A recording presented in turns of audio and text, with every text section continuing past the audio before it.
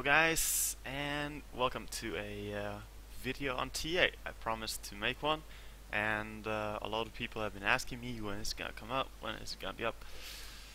I needed to finalize my thoughts a little bit about how to make it short, concise, and still make it as good as I want to make it.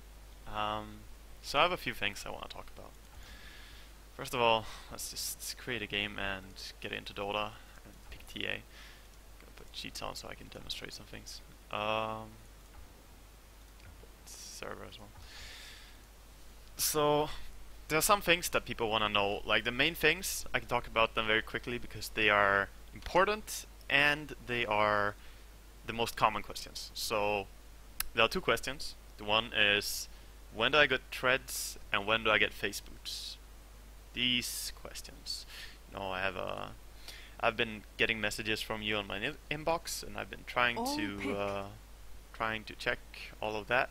You guys can see I made a little notepad here with things I want to talk about. So I'll go through it fast. Treads or face on TA, why and when. And as I say here, I was just writing down some notes when I got the questions as well. That treads are really good in hard games because you have higher HP, you will be harder to burst, and you will also have more refractions because of tread toggling, and you can get more mana out of it. These things are really good. Also, your attack speed is a little bit better for late game, and you have more DPS with this build. You do. Face boots allow you to chase better with more hits, but it's not as good for bottling, so it's good if you play safe lane TA actually, which is not that common, but then I would recommend it probably. Because you can chase down people with your perfect farm if you're really strong. You can really punish them.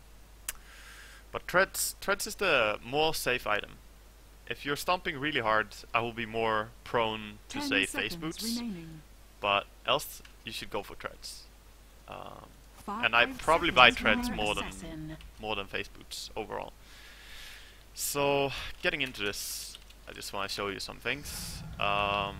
Let's actually demonstrate treads and face really fast before I talk about anything else. Just basic builds. Oh yeah, gold.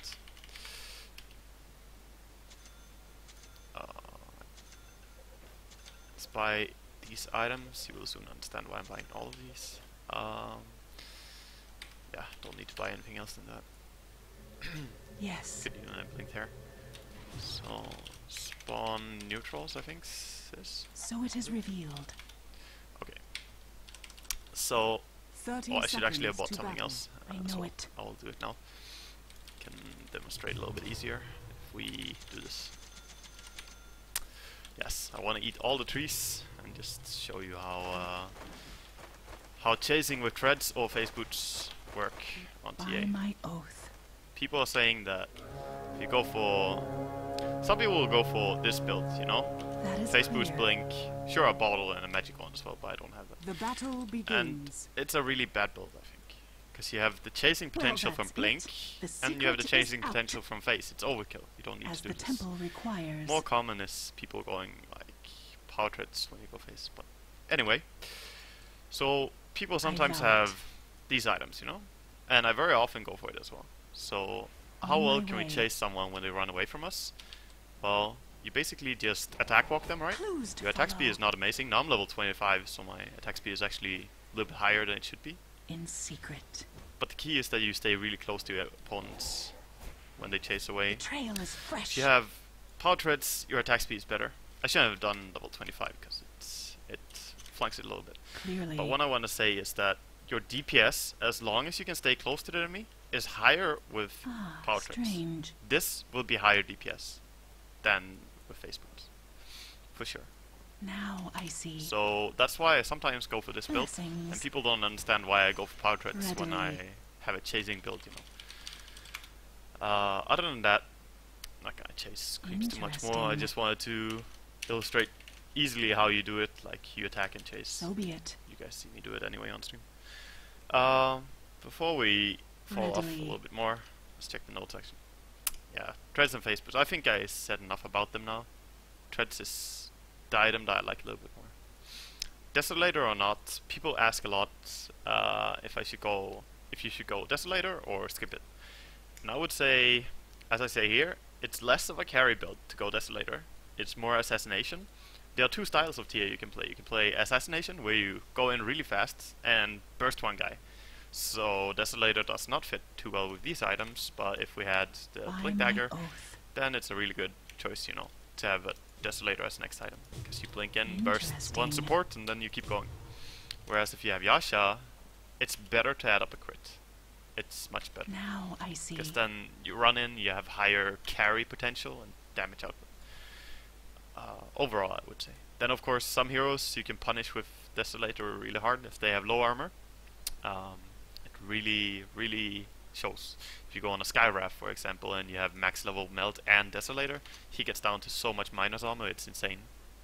And the thing that's worth noting, that not everyone knows, is that minus armor has more negative impact on your armor than positive armor has positive impact on your armor. That's a weird way of saying that minus armor is Yes. more important. So if you manage to get someone down to minus 15, he's gonna be taking more damage than he would reduce on plus 15. Damn, I'm good at saying it in a confusing way. Blink Dagger or not, if you're stomping, you can. This is my main rule of thumb, you know. If you go Blink Dagger, you need to be stomping.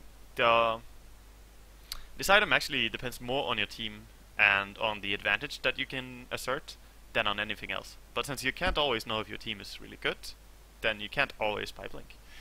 If the enemy has good mid-game, maybe you should just go for carry or DPS build. You can't assassinate a team that's so much further ahead. And come mid or late game, when you're defending your choke, if they're pushing you and they have advantage, you'll be very sad if you have assassination build. If you have carry build, you can just stand in Sideblade with some crit, you know, when you have Crystallis. You can actually find some nice kills with critting on Sideblades. Midas TA. Midas TA. Also, yeah, if the enemy has a lot of escapes, or if they have a lot of anti-blinks, or if your team lacks carry potential, if the enemy team has a lot of gankers, all these things play into play, you know? You need to look at them. A lot of Podem or Queen of Pain, etc. in the enemy team, sure, it's nice to have Blink. If they have Radiance and shit, Spectre with Radiance, you don't get Blink Dagger, it's very sad. Midas TA. This question comes because Arteezy, the Midas lover, bought Midas on TA, and everyone is asking me, is it good or is it bad? I will say Your bottom tower it is doesn't under play attack. into the purpose of assassination at all. It doesn't play so much into the purpose of carrying either, because Your bottom I don't tower think is it's so under good. attack. I think you're much better off going for something like this. A Midas, a Midas on TA is so much money that you could have had as survivability. Your bottom tower That is said, under attack. levels are nice on TA, so it's not complete trash, but I would never buy it. Like, I would, even if I'm safe lane free farming, I will probably Your skip bottom it. tower That's is the under only time I attack. would probably buy it, but if you're solo mid TA, you can be doing better things than farming in Midas. Skill builds. Sometimes you can even go for Sideblade first. A recent game I played against Eternal Envy on Morphling when he played mid. Sorry Envy for taking you as an example. He played Morphling mid and I played TA. In this case I didn't choose to go Refraction. I just choose Sideblades first and just harass him, because Morphling is a very easy target. I will do the same thing against Invoker every now and then, because on level 1 he doesn't have Cold Snap, you can harass him with ranged attacks, and it hurts. It hurts a lot, it's a very strong attack. So think about your skill build.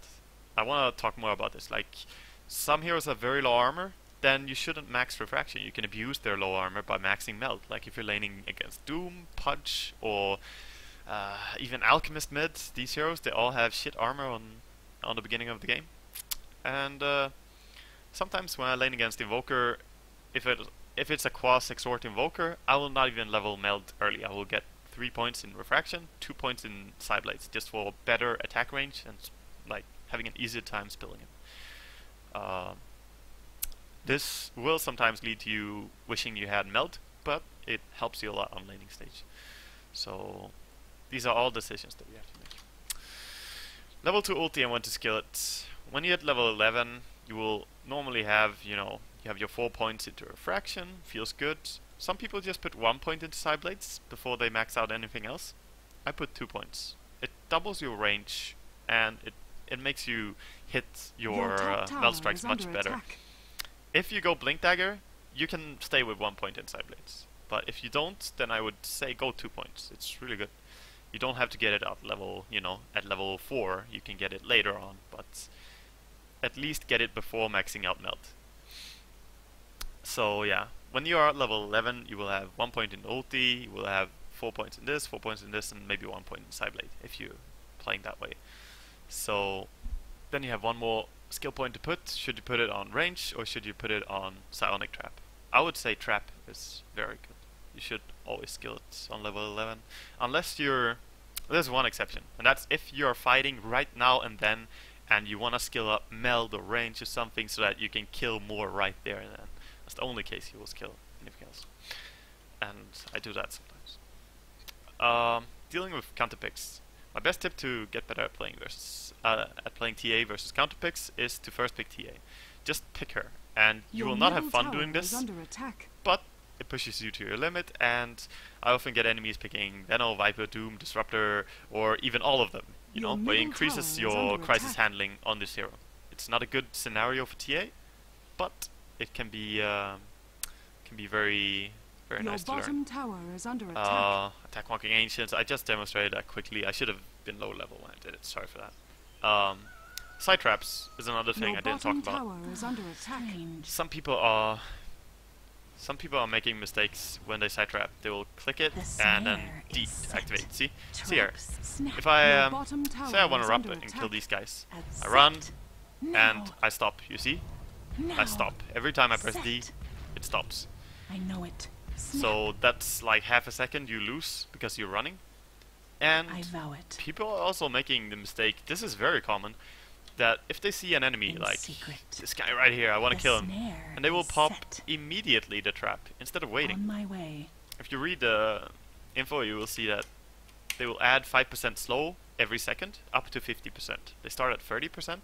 So if you're chasing an enemy and you see where he is, say an enemy is right here, but he's running up, then put a trap in front of him, let him run past it, and then activate it. You don't want to activate it right on top of him instantly. That's 30% slow. Maybe you can get 40 or something. It's a little bit more. You will find in this video I talk about a lot of things that seem so minuscule, like really unimportant things. By my oath. But in the end, these are what makes, these are changes that makes you better at playing TA. I know it. Having the small advantages. Last but not least, I wanna stress the emphasis on one more thing. I see a lot of players play TA and not do this correctly. I see some players do it really nicely and then I get happy. When you play mid, just be good at positioning yourself. You need to side blade, hit the creeps, hit the enemy hero, wherever he is. Sometimes you can even get deny and last hit at the same time. Think about your positioning. And really, if you're playing against Invoker, it's very common, by the way. People pick so much Invoker. If you're playing against Invoker, you can trade really effectively against him on level 1, if you skill side blades. If he hits you, just position yourself and side blade him. You will find that he dies faster than you. That is clear. And that's about it. I don't have much more to say about TA, actually. There's some more questions about late game, which items you could go for. These are also situational, and it's not really TA specific, I feel. Like, when I go into 50 plus minutes, what items do I want to have? Yeah, sure, Butterfly is good, MKB is good, Bissell Blade is good. It depends on the game. I can't give you one line of item build that is the best throughout the entire game. It doesn't work like that. So the biggest advice is just play a lot of TA and try to follow some of what I said here. Some of the things are very relevant, I think. That was actually 14 minutes. Damn. Time flies when you talk TA. So, guys, hope you enjoyed this video. And if you got any more questions about TA, you can put them in the video in the comment section here on YouTube, and I will read them. If I get enough good questions, I will make a second video. So take care, guys, and see you.